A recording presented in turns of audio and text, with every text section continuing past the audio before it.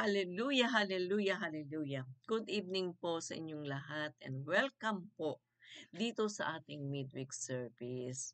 Doon po sa mga new pa lang po, wini-welcome ko po kayong lahat. Bago po tayo mag-start dito sa ating message for tonight, na ibinigay ng Diyos sa ating lahat. Ito pong gabing ito is para po lalong-lalo na po sa mga newcomer o mga new na makikinig. This is all for us. For us po yan para po sa ating lahat itong message na ito. At lalo na po doon sa, sabi ko nga po, ngayon lang nakapanood o ngayon lang nakapakinig dito sa ating midweek service, ngayon lang naka-attend. Ito po ay para sa inyo o sa atin. Alam ko po na may plano ang Diyos para dito po. Amen po ba? So, I think na God is calling you now and God chose you to be here. Amen po ba? Na kaya kayo nandito, hindi lang po para makinig o makipag, makipag-ano, ano ba to? Parang bigla kayong na-push nyo po itong aming midweek service. May plano po ang Lord sa inyo. So, okay po, let's pray po muna. Hallelujah. Come, Holy Spirit. Hallelujah, hallelujah. Thank you, Lord God. Thank you, Father God, sa gabing ito na muli, O Lord, pinagsama-sama mo kami na mag-aral, magbasa, makinig, manood, manamnam namin ang presensya mo, ang message mo para sa aming lahat sa gabing ito. Father God, itinataas ko po ito sa iyo, ang message mo sa gabing ito. Lord, give us a spiritual hearing na marinig namin ang boses mo. And give us a spiritual heart and mind na maintindihan po namin ang ibig mo sabihin dito sa message mo, O Lord God. Lord, itinataas ko po ito sa iyo na gamitin niyo lang po ako, O Lord God, na maibigay ko lang po dito sa gabing ito, O Lord God, ang mensahe mo para sa aming lahat, O Lord God. Holy Spirit, ikaw ang manguna dito sa middle namin. Hawakan mo lang po ako, O Lord God, ang bibig ko para makapagsalita ang maibigay ang iyong mensahe sa gabing ito. Lord, be with us, O Lord God. Ikaw po ang kasama namin. Thank you po, Father God. Hindi po namin iisipin kung ano ang nangyari sa maghapong ito, kung ano po ang naging past, O Lord God. Maging conscious po kami, maging talagang dito po ang puso at isipan namin na makinig ngayong gabing ito. Lord, kung ano man po ang ginagawa namin, Lord, stop po muna namin ito, Lord God, na ikaw po mabigay namin ang aming even a short time, Father God, na dito makapiling ka namin, O Lord God, sa gabing ito. Itinataas ko po lahat na makikinig, O Lord God. Lord, ikaw po, Lord, ang mag-ayos ng kanilang puso, ng kanilang ears na sa pakikinig na ito, O Lord God. Ikaw po ang manguna. At pangalan ni Jesus, itinataas ko pong ito lahat sa iyo. In Jesus' name, I pray. Amen. Amen po. Amen, amen, amen. God is good po talaga. No po? Amen. Ang message po natin sa gabing ito tonight is about Joshua. Okay, Joshua po. But before natin tunghayan basahin, alamin po muna natin, who is Joshua? Sino po si Joshua? Si Joshua po ay isang chosen people of God. At siya po ay puspus po ng Holy Spirit. And he was committed for being obedient po to God's command. Siya po ang pinili ng Diyos na kahalili ni Moises. See? Pinili po siya ng Diyos. Chosen po siya. Siya rin po ang nag-lead sa mga Israelites sa pagpasok sa Promised Land. Amen, amen, amen. Yan po ay konti lang na ibinigay ko po about Joshua. Okay po. Marami pa po siyang katangian si Joshua. But as for now, yan po muna. Okay po. Well, not now po, let us read na po ang ating passage, ang ating message kay Joshua 1 verse 9. Sa English po muna tayo magbasa, okay po? God said to Joshua, "Have I not commanded you?" Tanong po ni Lord yan. "Be strong and courageous. Do not be terrified. Do not be discouraged. For the Lord your God will be with you wherever you go." Amen. Amen. Sa Tagalog naman po, alalahanin mong lagi itong aking mga tagubilin. Magpakatatag ka at tibayan mo ang iyong loob. Huwag kang matatakot at mawawala ng pag-asa. Ako, si Yahweh, ang iyong Diyos ay sa iyo, saan ka mang magpunta. Oh, hallelujah. Amen. Amen po. Sa verses na binasa po natin, no? Ito po ay napakahalaga para sa ating lahat. Sa ating mga buhay, sa ating daily life of living, sa ating journey of life. Bakit? Why?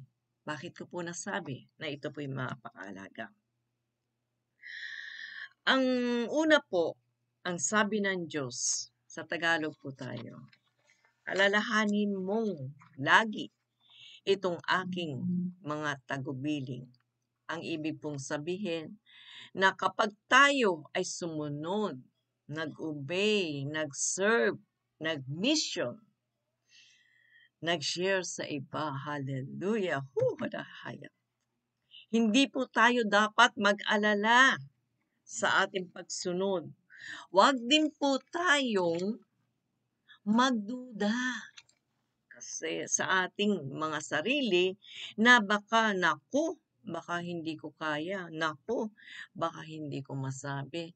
Sorry sister, yan po ang ating unang salita na sasabihin pag tayo po ay medyo atubiling sumunod.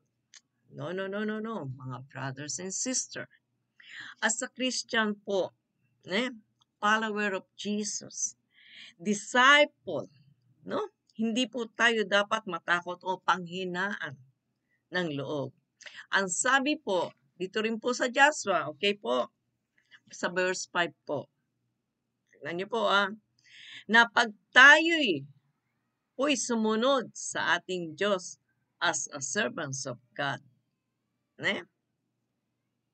Verse 5 po yan No one will be able to stand up against us. Wala daw pong makakakontrol o opposite sa atin. Against us. Okay? All the days of your life. Sinabi ni Lord, all the days of your life. Habang buhay po yun, pag tayo sumunod o nag-serve kay Lord habang buhay po na nakasama natin siya hanggang sa huling buhay natin. Ang sabi po, all the days, hindi po sinabi ni Lord, sabi ko nga po, all the days. Hindi po sinabi ni Lord na, okay, I'll be with you one day. I'll be with you just now. I will be kasama mo ko ngayon lang, o bukas, o sa isang araw na lang. No. Hindi po sinabi ni Lord yan. Ang sabi niya po, all the days of your life. No? Sabi pa po ng Diyos, as I was with Moises. Di ba po si Moises, nung inalis niya yung mga Israelites sa Egypt, guide siya ni Lord, kasama siya ni Lord. Di po ba? Yun po, sa atin din po, pag tayo sumunod, umalis tayo sa ating comfort zone o comfort chair, kasama natin ang Lord. Palagi po siya nakaalalay sa atin. No? Amen po ba? Amen po. So, Ang sabi niya po, I will be with you. I will never leave you nor forsake you. Amen po ba? Amen, amen, amen. So, ibig pong sabihin we have to be strong. Dahil tayo po ang maghahatid ng Great Commission ni Lord sa ibang tao. Tayo po ang magbibigay. Tayo po ang makakapag-save sa kanila.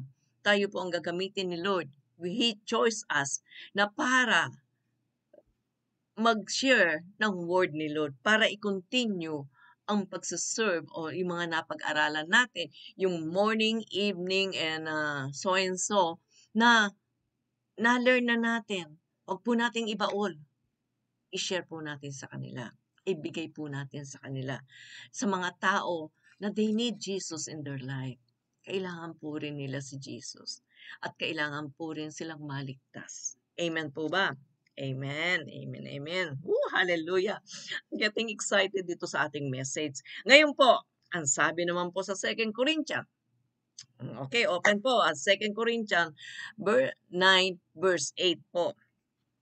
Ano po ang sabi sa English? And God is able to make all grace abound to you, so that in all things at all times, having all that you need, you will be abound in every good work. Amen po, amen, amen. Ang sabi po sa Tagalog, magagawa ng Diyos na pasaganahin kayo sa lahat ng bagay. Okay po? Higit pa sa inyong pangangailangan upang may magamit kayo sa pagkakawang gawa nyo. Hallelujah, hallelujah.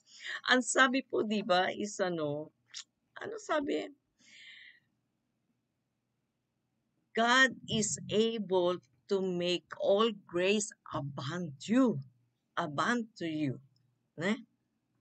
That all times, all the things, having that you need, lahat po ng pangangailangan natin, ibibigay ng Diyos. Walang kulang, walang labis, kumpleto po yan. Umaapaw pa nga pong blessing ang ibibigay ni Lord kapag po tayo ay sumunod sa Kanya. Amen po. Amen. Oh, hallelujah. Excited ako. Kasi nangyari sa akin. Ayoko pong umiyak. Share ko po itong nangyari. Share ko lang po. A little testimony po namin mag-asawa dito. Just recently lang po nangyari ito. Share ko po yung sa meeting namin dito sa YWAM. Dito po. Hallelujah, Lord. I-share ko lang, Lord. Yun po, dumating po ang time na kami mag-asawa o especially me, as I'm so affected po dito Time na sa punto na ma-burn out na ako. Nangihina. Dahil sa mga maraming trial, marami ako na-encounter. Ang dami po ng mga, lahat po kami rito, puro Kristiyano. Puro Christian around kami lang. Na meron pa rin po pala, na kahit na po tayo Kristiyano, sometimes yung mga decision is not right. Sometimes po, it's hard and heavy dito sa ating balikat.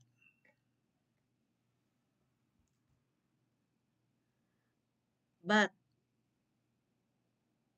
ang sabi ni Lord, di ba, ibigay mo sa Kanya ang problema. Alisin mo sa balikat mo. Kaya mo yan. Yun po ang umaano sa akin. Kaya namin mag-asawa. O ano man po ang trial, makakasurvive kami. Kasi, nakakapit kami kay Lord. Hindi kami bumibitaw kay Lord. Hindi kami bumibitaw ng prayer. Hindi kami yung pong self-thinking, yung nag-i-emote. Sometimes mapipil ko po, Lord, talaga po bang, kung ayaw mo kami dito, di, open mo na lang po yung iba. Yun ang tanong ko sa kanya, no? Pero, ang sabi niya nga po, kumapit ka lang.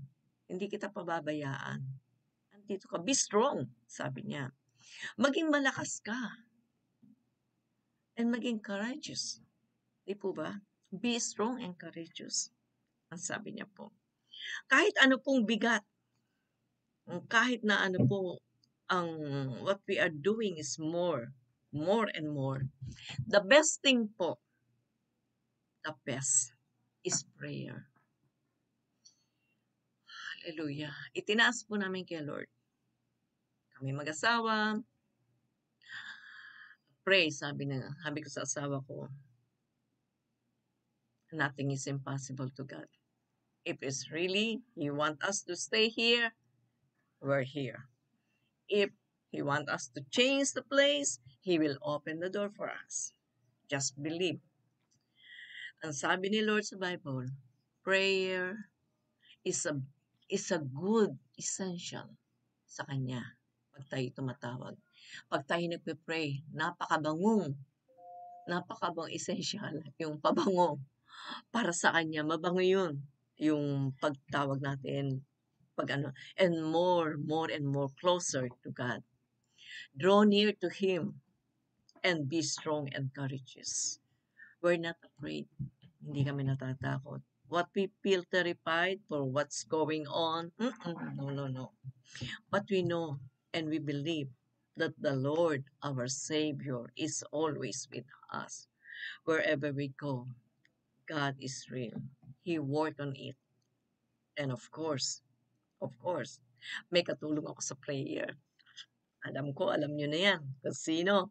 Siyempre, tawag ako kay Pastora LP. As ng prayer. God is good. Hallelujah. We pray together.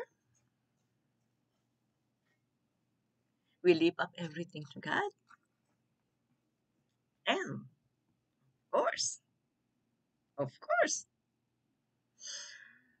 God is good, di po ba? Everything is fine. And my husband, God, he got a meeting again. Last Friday.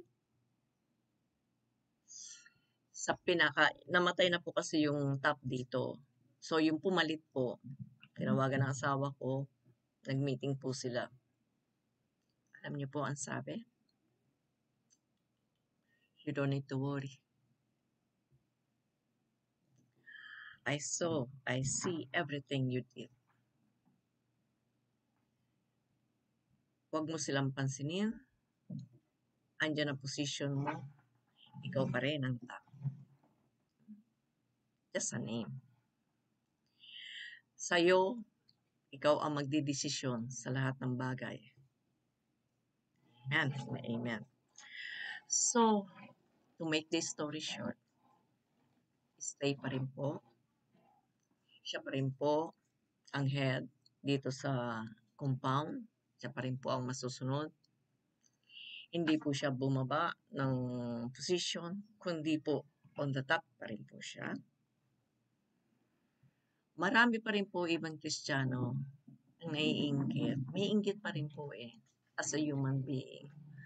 Pero you know what? God is really good. Inaalis niya. Winawalis ni Lord yung mga nagkakalat na gustong sumalpa. Pero sa prayer namin ni Pastora LB, prayer namin mag-asawa, talagang it's a good essential for para kay Lord. And He knows what is best for us. Alam ng Diyos kung ano ang pinakamaganda, very best, great sa ating mga buhay. Ang plano niya para sa atin. Amen to? So, nanalo, syempre. Si Lord ang kasama namin. Amen and amen. Woo, hallelujah. So, ito pong verses ni Joshua is resonate deeply with us. Sa ating puto. We need to embrace it. Kailangan hawakan natin. To courage to each other. Maging courage tayo sa each other. Not on our plotting emotion. Hindi po natin i-plot yung ating emotion. And as a steadfast commitment that we can face challenge anytime. Mape-face po tayo, makakaranas po tayo ng maraming challenge sa buhay natin. Ano po? Anytime. Courage is the determination for us to move. To move forward despite of what going on. We have to move on. God commands us so very clearly. Kinukuman po. Kung kinuman ni Lord si Joshua to be strong and courageous. Sa buhay po natin, He's calling us. He's calling us to be strong. He confront us. No fears to serve. Hindi po tayo dapat matakot sa pagsaserve, sa pagsushare ng word ni Lord. Ang Diyos ang ating kasama. No? And to being a disciple, sharing His word, the gospel, we need to stand up. No? Stand up for our belief. Courage is essential to us. The God's presence is our anchor. He's always with us. He provide what we need. Di po ba? Pinoprovide ni Lord kung anong kailangan natin. Just deeply surrender, surrender, surrender. Oh, hallelujah, surrender. What we need to push throughout the storm of life. No po? Ano mang bagyo, ano mang typhoon, tsunami ang dumating sa buhay natin. God is with us. Amen. Oh, hallelujah. Palakpakan po natin ang Diyos talaga. Oh, hallelujah, hallelujah. Ano man pong bagyo daw. Sabi nga po we are never be alone in our struggle. Hindi tayo nag-iisa sa mga struggle natin. God is infinite present, is our source of comfort and empowerment. Guiding, sustaining, His unfailing support ni Lord, ang love niya for all of us is always po nandito. Amen, amen. At pag may challenge, yan ang ating chance at opportunity to be a witness of God's faithfulness. Yan challenge na yan ang magiging opportunity talaga natin na God is with us. God is faithful. God is everything. Amen? Amen po. Oh, hallelujah. So, napil nyo na po. No fear. Walang takot. Pag ikaw nag-serve kay Lord, pag sinabi na humayo ka, be strong and courageous. Ano po gagawin? Lord, hindi ko po kaya. Hindi. No. Yes, Lord. Palaging, yes, Lord. Then pray. Ask the Holy Spirit to guide you and direct you. Amen po. Amen. Amen. At pag, ito po at pag, ang commitment natin kay Lord, we need to exercise. Hindi po yung exercise na gano'n po. Exercise our faith. Faith and trust Him alone. Nag-iisa ang Diyos. Ang Diyos na buhay, na always nandito sa tabi natin. Amen po! Woo! Hallelujah, hallelujah. Well, yan po ang nangyari. Ang title po natin is to be strong and courageous. Amen? Ganito na po tayo sa conclusion. Ang sabi po sa conclusion, sabi ko po dito, ang conclusion ko po, be strong on your faith. Be strong sa faith natin kay Lord. Maging overflowing ang ating titiwala, ang faith natin kay Lord. Kasi siya lang po talaga ang kailangan natin sa ating mga buhay. Whatever typhoon o bagyo o anuman ang dumating na trial sa ating buhay, God, huwag po natin kakalimutan yan. God is always with us. Amen po. Okay. Ang sabi nga po I have made you and carry you and I will sustain you and be with you always, sabi ni Lord yan, ha? Just be strong and courageous.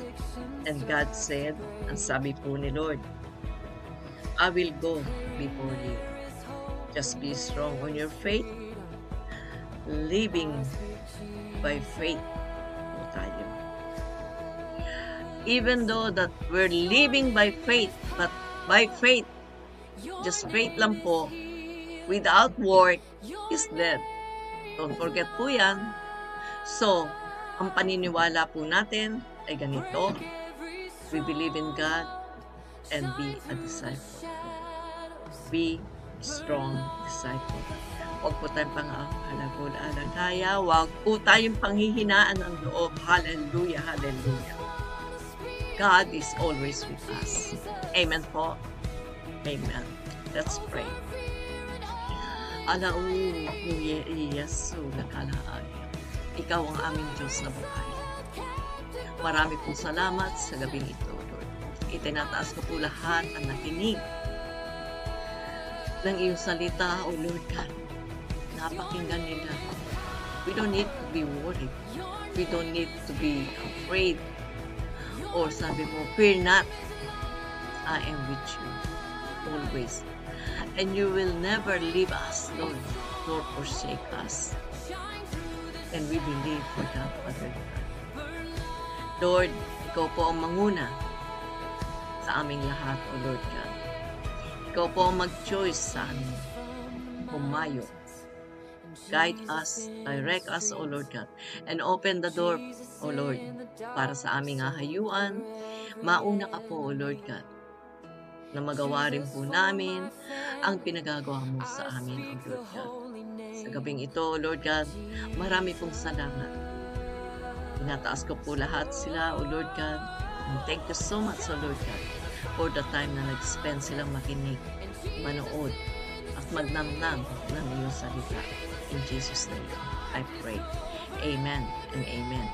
Have a good evening. Love you all. I miss you. Bye.